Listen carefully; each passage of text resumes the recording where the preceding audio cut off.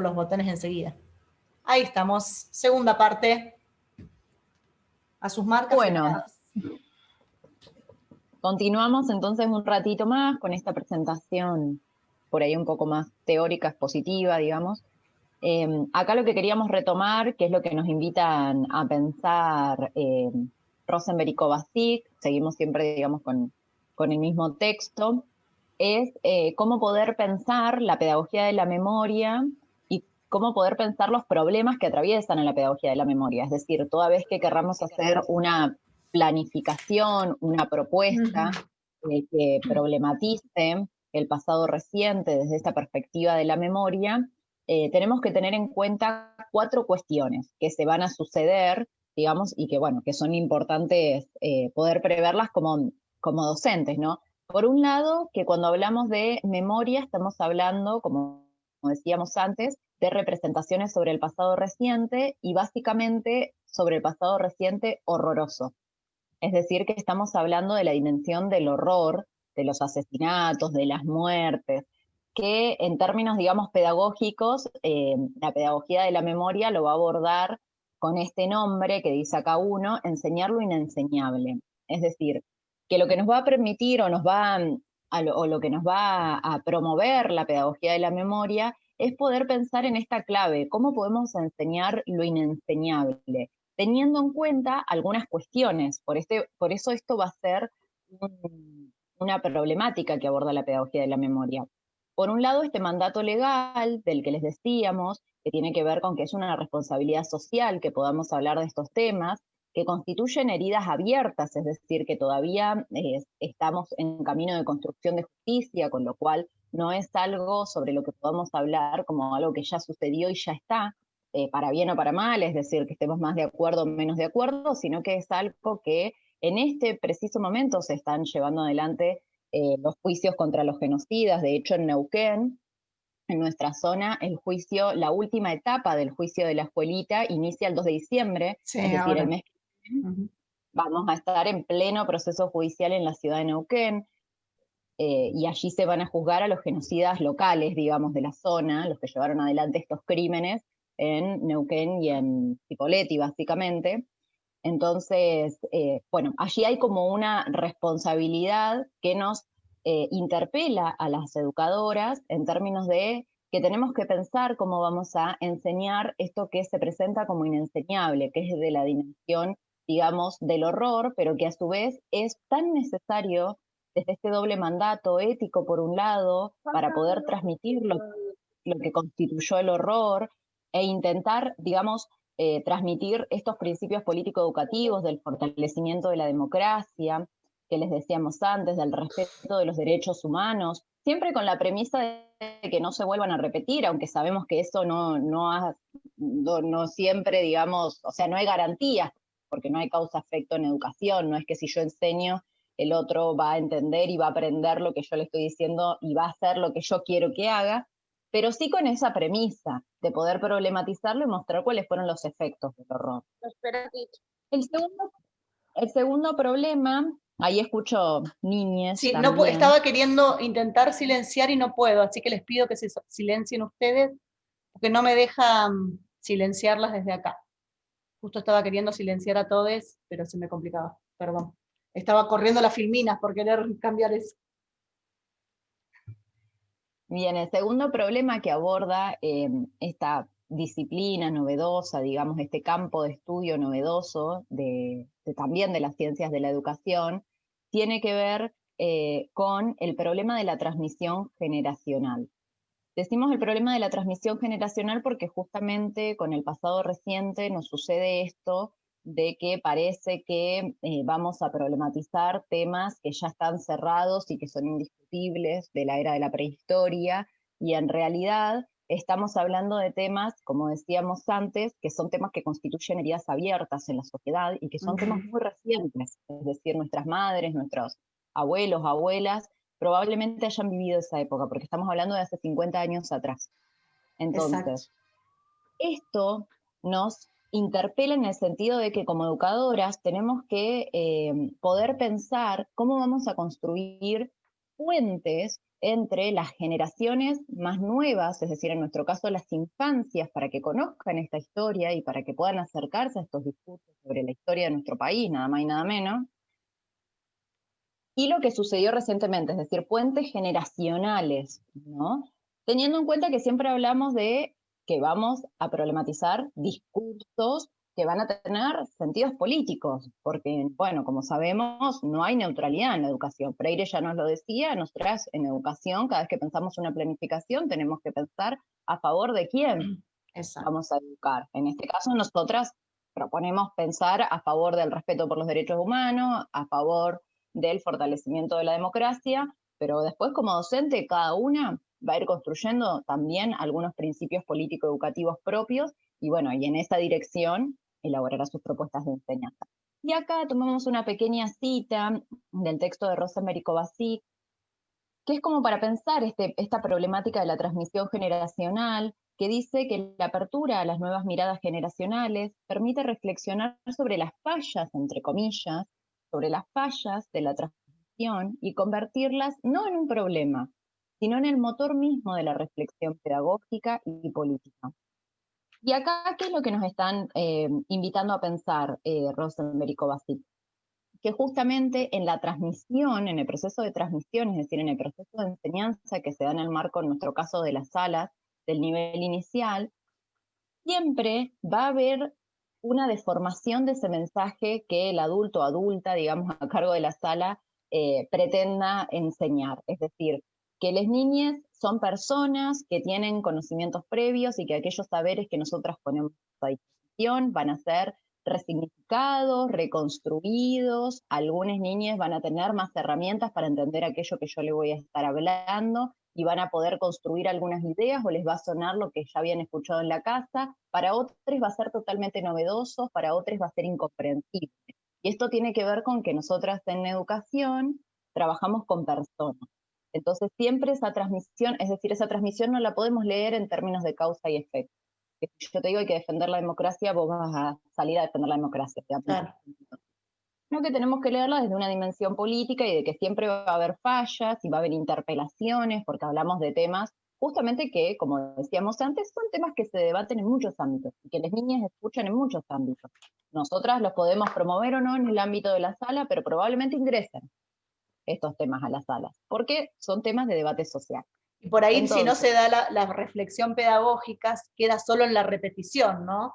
Entonces, muchas veces, si no se genera ese espacio, ¿sí? De poder reflexionar, de generar actividades en las cuales se reflexione sobre la vulneración de derechos, por ejemplo, o qué es lo que está pasando, o qué fue lo que pasó, comentar o pensar o hablar con la familia o plantear alguna situación, queda solo en el discurso que escuchan de pasillo sin terminar de procesar, ¿no es cierto? Entonces también, ¿qué hacemos nosotros como docentes en esta situación? Nosotros, por ejemplo, yo soy más grande que María, María es bastante más o menos de la edad de ustedes, o algunas son más chicas, ¿sí? Acá, ¿qué pasa? También está haciendo una transmisión generacional, pero, por ejemplo, lo que nos enseñan las abuelas, las madres de Plaza de Mayo, también nos deja una transmisión generacional de luchas, de persistencia, de logros, porque como decía María, ahora en diciembre se van a hacer la última parte, digamos, de la etapa de los juicios, ¿sí? Y estamos hablando de 50, casi 45 años más tarde, ¿no? Entonces, ¿qué está pasando con esto? Bueno, también hay luchas que tardan mucho más, pero se pueden lograr hacer justicia y ser un mundo un poquito menos injusto, ¿sí? claro. ¿Paso a la otra? Bueno, y en ese sentido, sí, vamos a la tercera problemática que nos invita a reflexionar como docentes la pedagogía de la memoria, que es el problema de la representación del pasado, es decir, cómo vamos a construir algunos discursos, algunos relatos que nos permitan construir representaciones sobre ese pasado, es decir, que podamos justamente esto que decíamos en la primer diapositiva, que es el título de nuestro eje de debate del seminario, que tiene que ver con cómo podemos construir relaciones recursivas de lecturas del presente en vinculación con el pasado. Es decir, cómo podemos hoy en este contexto del 2020, qué sé yo, contexto pandémico, si lo miramos situadamente, construir algunas representaciones sobre ese pasado para poder comprender lo que allí sucedió o cuáles eran los intereses que se jugaban, para poder problematizarlos a la luz del hoy. Es decir, porque bueno, como decíamos, son situaciones, son crímenes bueno, que todavía hoy se siguen juzgando. Y la última problemática de la pedagogía de la memoria tiene que ver con la dimensión, con el problema de la dimensión local. Yo le agregué ahí de derechos humanos, pero es la dimensión local. Claro, sí, sí, tal cual. Que tiene que ver con que muchas veces cuando trabajamos el pasado reciente, lo trabajamos, y también, digamos, porque bueno, son los recursos con los que nos encontramos, pero lo trabajamos como cosas que pasaron allá lejos. Ajá. Inclusive pensemos muchos temas que enseñamos en las escuelas, por ejemplo, el 25 de mayo pasó en Buenos Aires nada más. Bueno, de ese mismo modo, las transmisiones que construimos sobre el pasado reciente parece que pasaron en Buenos Aires, y Buenos Aires representado casi como otro país, otro lugar tan lejano, pensemos para las infancias que no conocen esa otra provincia de nuestro país, que parece que eso no tiene absolutamente nada que ver conmigo. Y justamente la pedagogía de la memoria lo que pone de relieve es la importancia de poder pensar que en este caso este pasado reciente horroroso sucedió en todo nuestro país, en todas las provincias, con algunas diferencias, digamos, pero que el genocidio se cometió en todas las provincias de nuestro país, el genocidio del 30.000. Entonces, acá en Neuquén también tuvimos un centro clandestino de detención, donde también se torturó gente, donde también se violó mujeres y hombres, digamos, porque en los juicios podemos ver que las violaciones fueron a todos sin distinción. También estas vejaciones se sucedieron con gente que hasta hace unos años convivía como un vecino más acá en nuestra ciudad, entre nosotros. En la UNCO se desaparecieron estudiantes, en muchas esquinas que nos rodean acá en la ciudad de Neuquén desapareció gente. Entonces, también poder entender que estos procesos nos involucran, que quizás tengamos familiares que están buscando todavía hijes, digamos, o vecinos o conozcamos, porque son heridas, como decíamos, heridas abiertas. Entonces, acá nosotros enfrente del Jumbo está el lugar que ahora, bueno, tiene el momento, digamos, del sitio de la memoria, que es donde estaba instalado el centro clandestino de detención de la escuelita.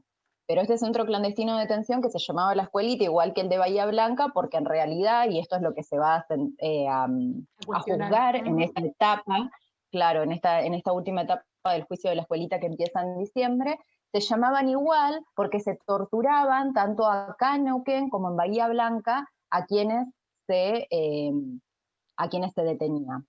Entre ellos, por ejemplo, uno de los casos que se juzga ahora en diciembre es la detención de una adolescente de 16 años que la fueron a buscar a la escuela, que es Dora Seguel. O sea, como para que se den una idea de qué estamos hablando. Imagínense una adolescente de 16 años que la fueron a buscar a la escuela y se la llevaron. Entonces, esto es lo que nos invita a pensar en la dimensión local, digamos, de los derechos humanos y de la memoria en general, es decir, de la representación de este pasado reciente. Y en virtud de estas 4 problemáticas, nosotras lo que proponemos, y acá vamos a la siguiente diapositiva, tiene que ver con poder problematizar, y en este caso pensándonos, digamos, como educadoras del nivel inicial, una cuestión que nosotras lo traemos como ejemplo, pero es una de las tantas que se puede construir problemática pedagógica para trabajar en el nivel inicial, que ya la hemos abordado en el eje 1, como decía Inés, con el texto de Bandurra y Strauss, que es, por ejemplo, la problemática del derecho a la identidad, que nosotras en este eje lo vamos a proponer leído desde una doble dimensión.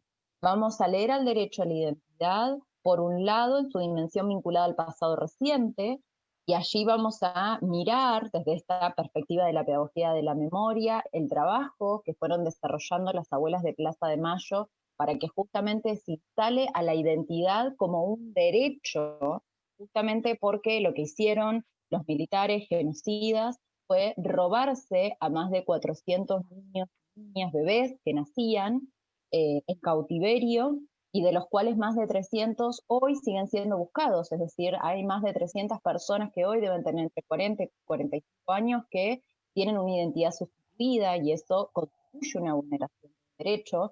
Entonces vamos a mirar al derecho a la identidad, por un lado, desde esta mirada en su relación con el pasado reciente, pero también desde una dimensión que hoy la podemos leer, desde hace pocos años la podemos leer, y por eso hacemos todo el tiempo este vínculo entre pasado, reciente y presente, que es la dimensión que tiene que ver con la autopercepción del género. Y allí vamos a tomar las reivindicaciones del movimiento LGBTQ+, y vamos a hablar específicamente del derecho a la identidad de género, que hoy también tienen, digamos, las infancias, porque es un derecho consagrado por ley, pero que muchas veces se vulnera. Entonces, la propuesta de este seminario es poder mirar en clave de la pedagogía de la memoria a este derecho a la identidad desde su doble dimensión, vinculada al pasado reciente y vinculada a la dimensión de.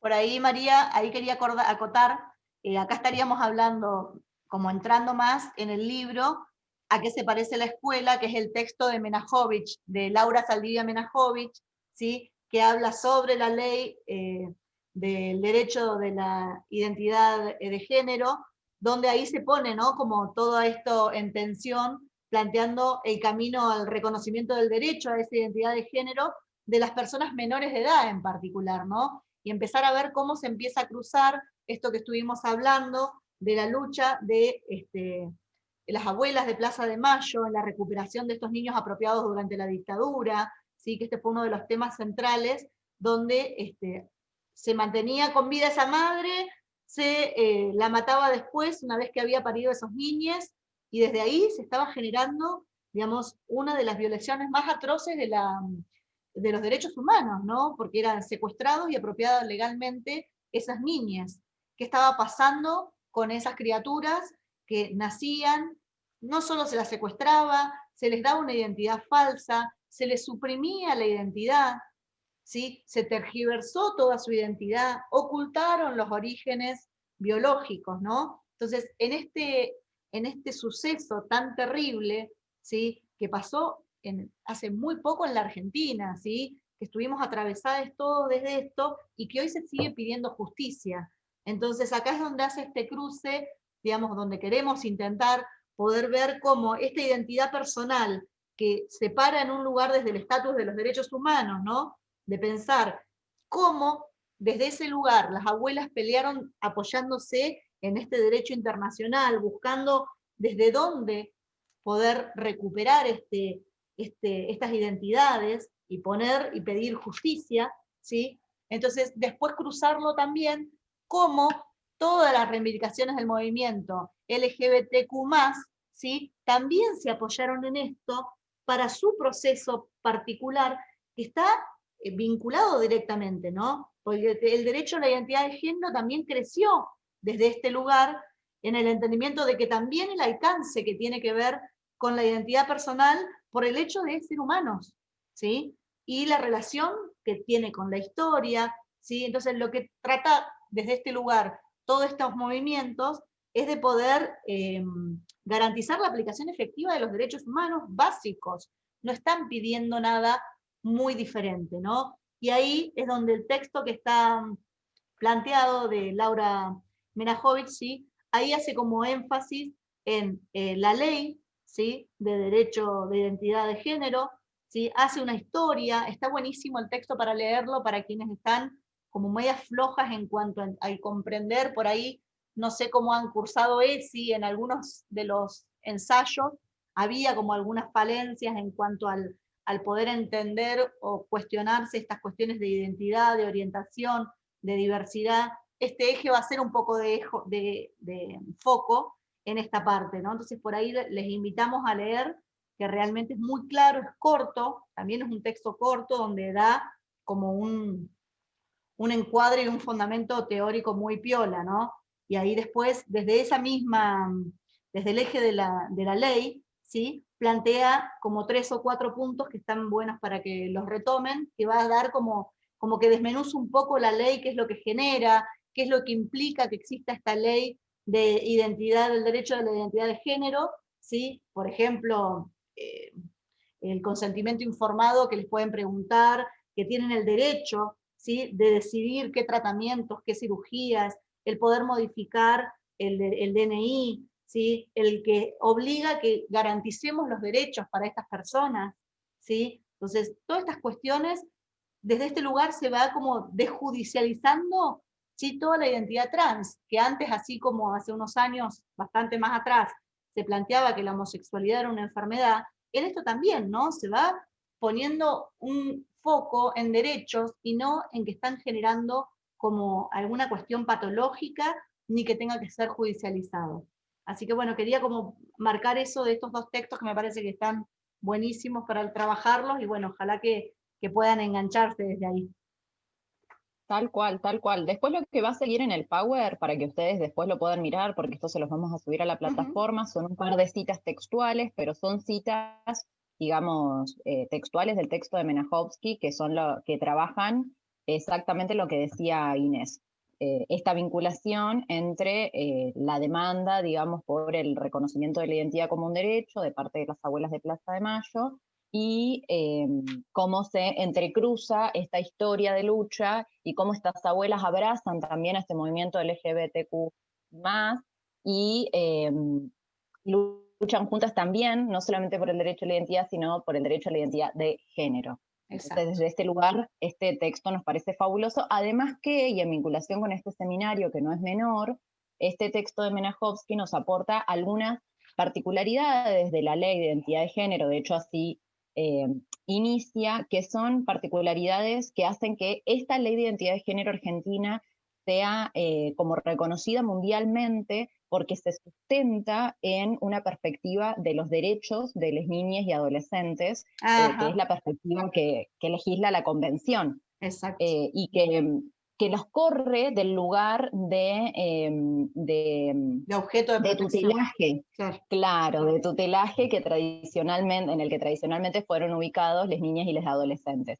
Y ahí muestra 2 o 3 aspectos de esta ley que les ubica, son los que planteaba Inés recién, que les ubica a las niñas como sujeto de derecho. Por eso es muy interesante leer y conocer esta ley de identidad de género, además que constituye una responsabilidad, como decíamos, ética, política y legal para los docentes conocerlas, en tanto no podemos ser vulneradoras, digamos, de estos derechos cuando nos encontremos con niñas que, bueno, que nos cuentan que se autoperciben con un género distinto a la percepción biológica, sí. Por ahí lo que sería como también poder vincular esto, que muchas veces decimos, bueno, pero ¿qué podemos hacer? ¿No? Se vulneran los derechos de estos niños y que nosotros no tenemos nada. Bueno, esta ley no es una ley menor, marca y concreta estos preceptos, ¿sí? De la Convención de los Derechos del Niño que vimos antes, ¿no? Entonces, acá realmente se materializa el interés superior y la autonomía progresiva de las infancias, ¿sí? Entonces, ¿qué es lo que nos resta? Es esto, ¿no? Poder no solo tener la ley, sino también nosotros exigir que se cumpla, ¿no? Y pararnos en un lugar en el cual esta ley tiene que ser cumplida y por ahí esto se vuelve a vincular con el texto cortito de Alaria de la escuela Un lugar para todos, ¿sí? De la mamá de Serena, donde también ahí plantea todo su posicionamiento ante esto, ¿no? Su trayectoria, su vivencia como familia. Entonces, me parece que está bueno como para poder pensar estos pilares, ¿sí? Claro.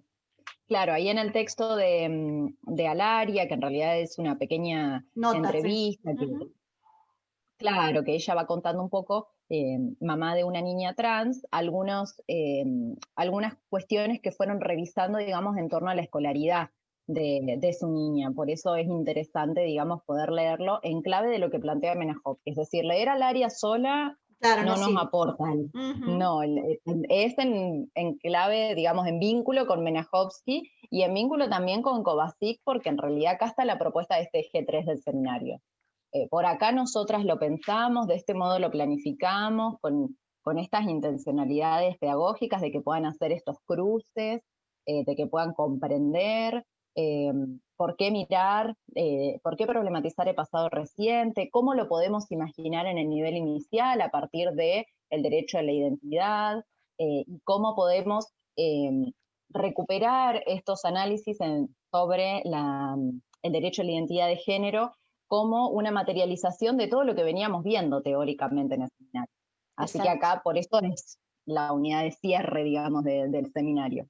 Claro, y Así que, decidimos tomar el eje de identidad de género para poder ver, materializar cómo nosotros, como docentes, tenemos esta obligación ética, moral y pedagógica, ¿sí?, de trabajar este tipo de temáticas que nos atraviesan y somos parte, y ahí se materializa la importancia de la educación, de la memoria, de los derechos humanos, de esto que hablamos al principio, de que hablar de derechos humanos no es nombrar los derechos humanos o conocerlos, sino efectivizarlo, y como práctica pedagógica la obligación que tenemos en cuanto a no vulnerar esos derechos, ¿no? Entonces me parece que es súper importante poder hacer esta lectura desde la propuesta que hacemos de tener lectura previa del texto que planteamos en el eje 1, que es de la revista de Voces de Fénix, ¿sí?, que ahí plantea Natalia Sbagurra, Melina Varela y Strauss, esto de las abuelas de Plaza de Mayo, el derecho a la identidad, los niños y la construcción de derechos,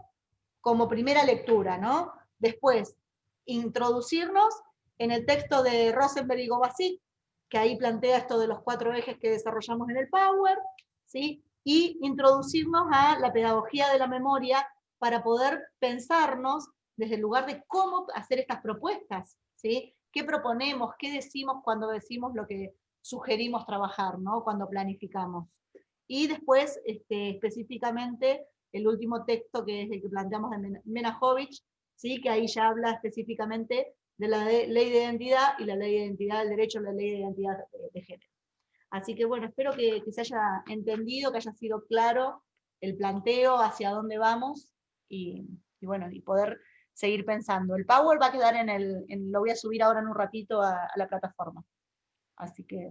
y no por sé. ahí les habíamos dicho al inicio de la clase que habíamos pensado 3 momentos, un primer momento de presentación de este Power como más teórica, y nos quedan como 2 momentos en este encuentro, que ahora nos gustaría como escucharles, a ver si quedaron dudas, si pudieron leer los textos, si quieren que aclaremos alguna cuestión, y luego cuando volvamos a entrar al último bloque de este encuentro, vamos a trabajar sobre una devolución general, sobre los ensayos y sobre la modalidad de cierre del seminario, bueno, con el trabajo práctico que sigue.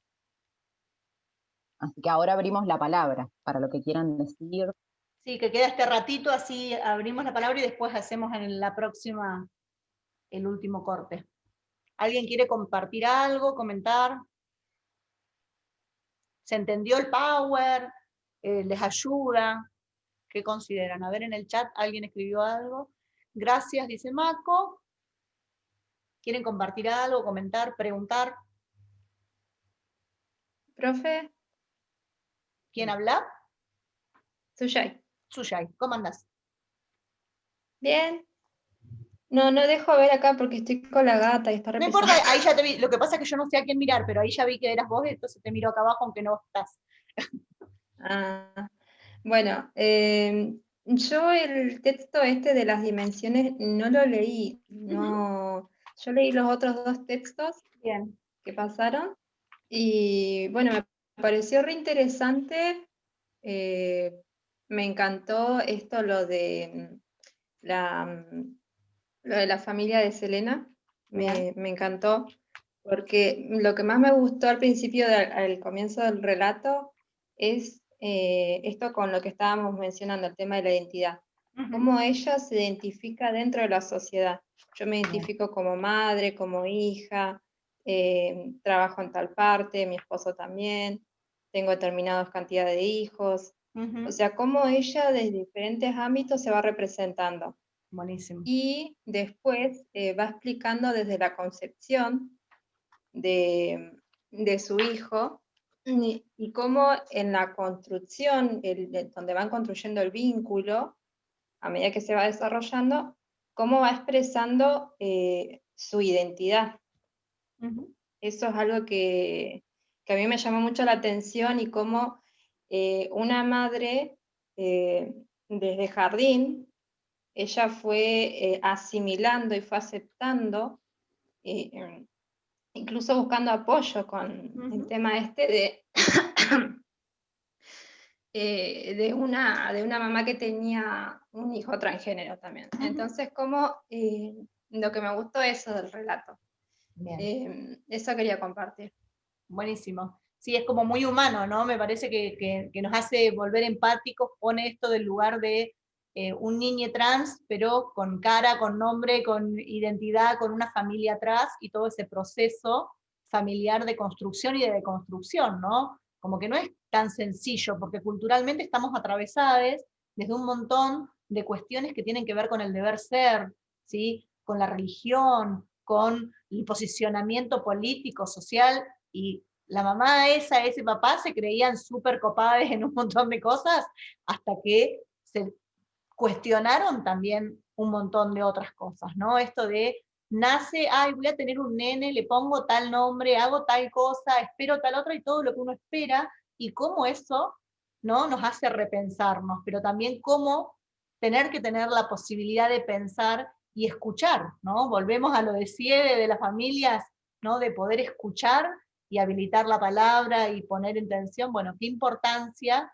esta mamá, este papá, esta familia, cómo habilitaron la palabra en CNN hasta aceptar que ella se autorregistre con ese nombre y que pueda referenciarse, ¿no? Entonces esta construcción es una construcción colectiva, ¿no? También. Claro, porque en una parte lo que más me conmovió y lo que más me gustó es que él agradeció por que le hayan puesto Bautista, un nombre que él lo consideraba muy lindo, pero que prefería llamarse así. Me llamó la atención la cantidad de nombres o sea, que completó. Yo me identifico así. Bien. ¿Alguien más que quiera compartir, que quiera comentar, que quiera preguntar algo que no entendió, algo que leyeron?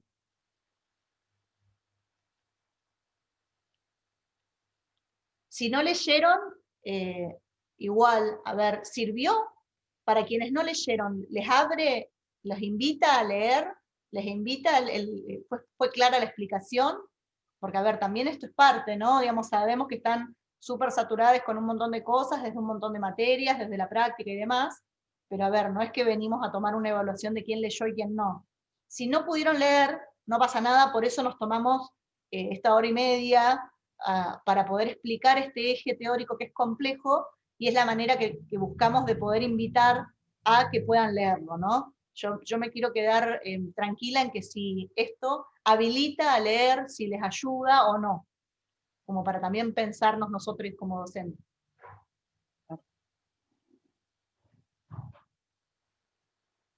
Parece que nada. Cric, cric. ¿Alguien que quiera comentar algo? Se fueron todas a dormir la siesta, nos dejaron prendidos. Ceci dice, profe, yo todavía no llegué al eje 3, estoy empezando con los materiales, pero las explicaciones fueron muy claras, me gustó.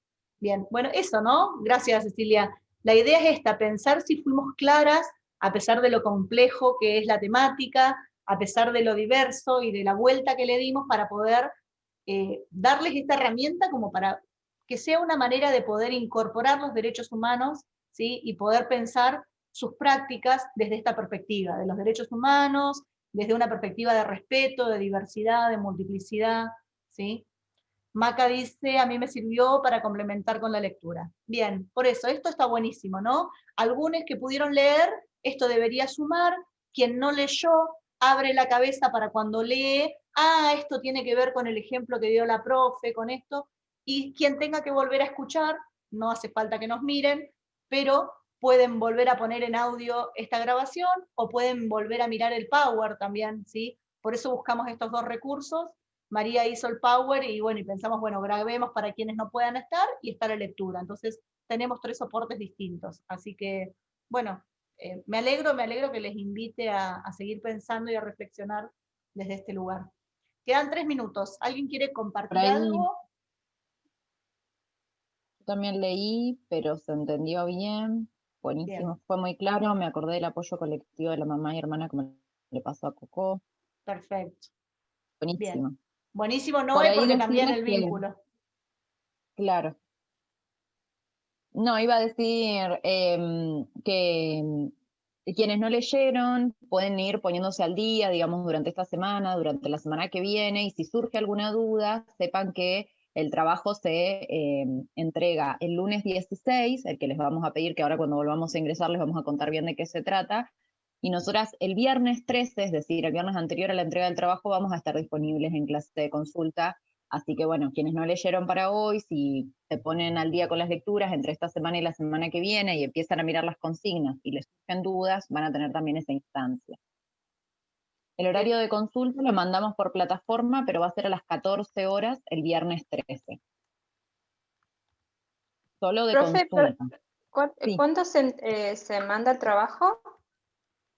El lunes 16.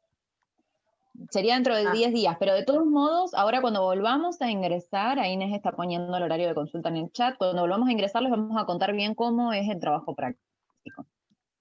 Vamos a tomarnos un ratito para charlar sobre eso para que se puedan sacar las dudas. Bueno, gracias. Bueno, Nay, esperemos que te recuperes pronto, que lo transites de la mejor manera. Bien. Sí, hay muchos contagiados, ya tenemos muchas familias, muchas personas cercanas, hay que seguirnos cuidando, así que bueno, también es parte, ¿no? Profe, Sí. yo por ahí en estos días no estuve en clase ni nada porque estuve contagiada. Bien. Y recién ayer pude salir a buscar las copias y volver al trabajo. Así Bien. que por ahí me trazo un poco con la lectura, o por eso el otro día les mandé un mail, le conté las Bien. cosas. Perfecto. Y el tema del trabajo, si hubo correcciones o algo, a mí no me llegó. Yo te lo mandé, ¿eh? Yo ¿Sí? corregí tu trabajo, Nati. Igual ahora charlamos sobre eso, porque se va a cortar y ahí charlamos sobre la devolución, pero sí te mandé, no te preocupes. Así que ahí Bueno. después lo mirás tranquila. Bueno, cerramos acá y volvemos a entrar. ¿Les parece? Última vueltita. Gracias.